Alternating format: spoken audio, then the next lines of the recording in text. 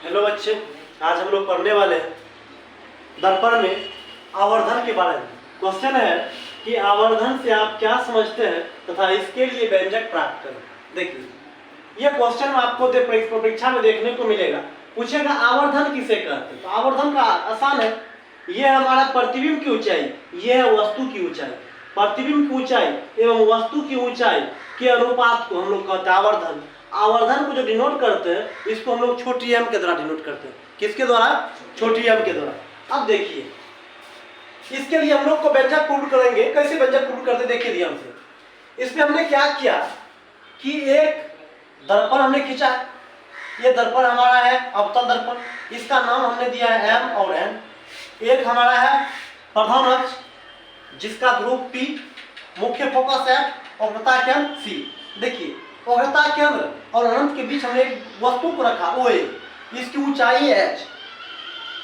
तो जब वस्तु को रखा, इससे जब रे पास कराए तो दर्पण से टकराने के बाद मुख्य फोकस F से होकर गुजर गया।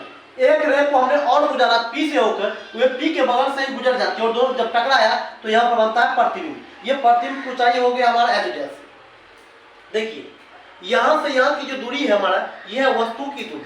तो वस्तु की दूरी को हम लोग बोल दिया U, और यहाँ से लेकर प्रतिबिंब जहाँ पे बना तो वो प्रतिबिंब की जो दूरी कहलाता है वो कहलाया कम V कहलाया।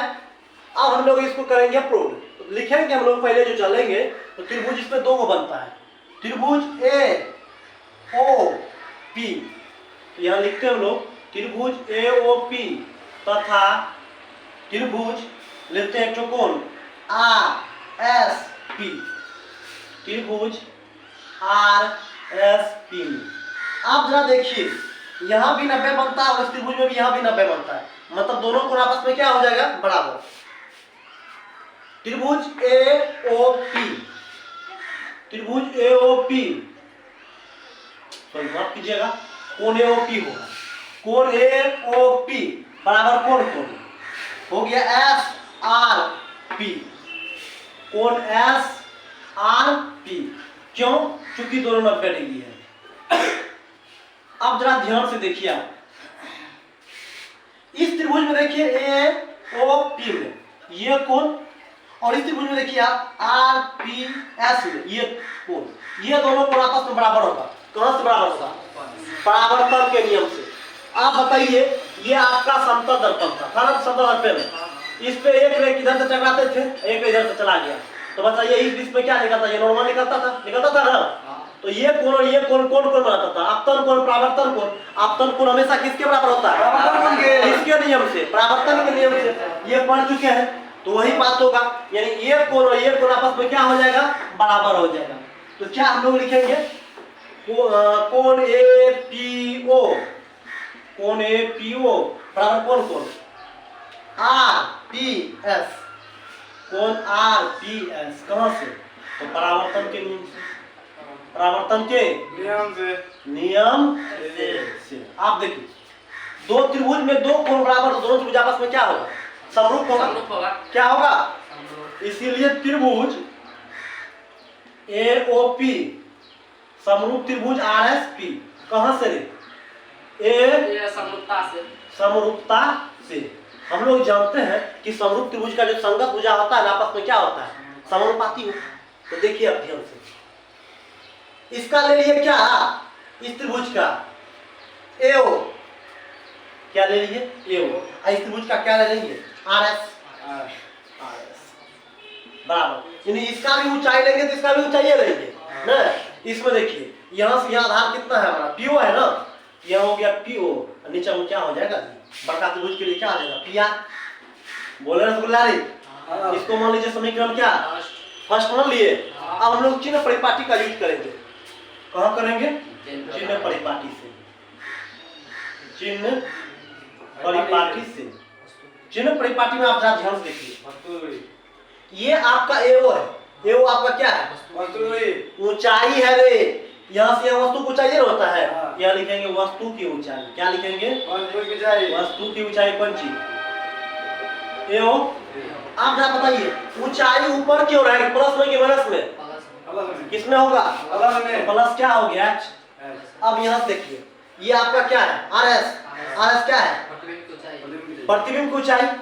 यहाँ लिखेंगे प्रतिबिंब की ऊंचाई कौन सी है? R S. बताइए ऊंचाई नीचे की ओर है, किसमें होता है? माइनस में। हमारा ये क्या हो गया? Minus h1।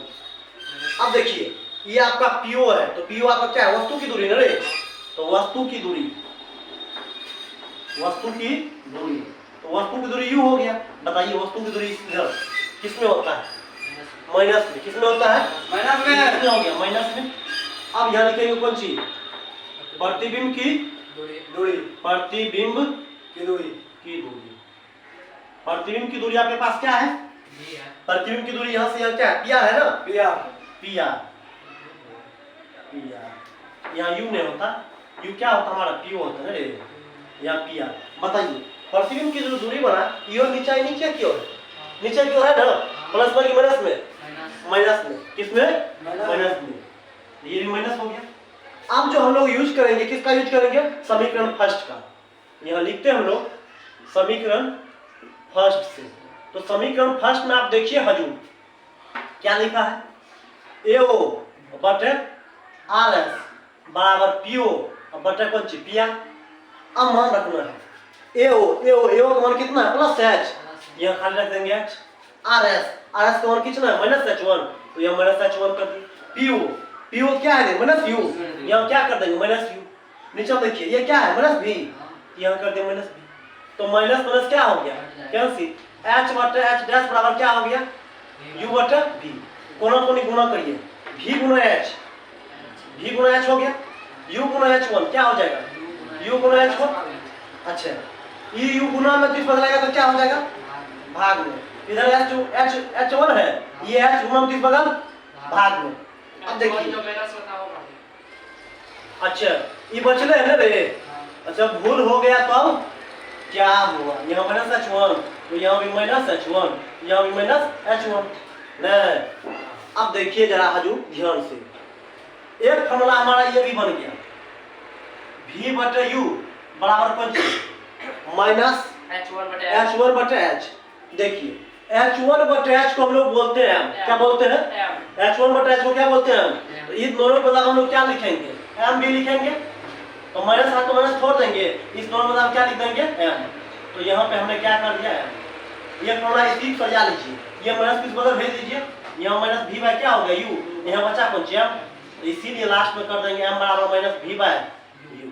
यही हमारा है आवर्धन के लिए व्यंजक। इतना कम कर दोगे परीक्षा में क्या नंबर मिलेगा? 2 नंबर मिलेगा। जल्दी कीजिए।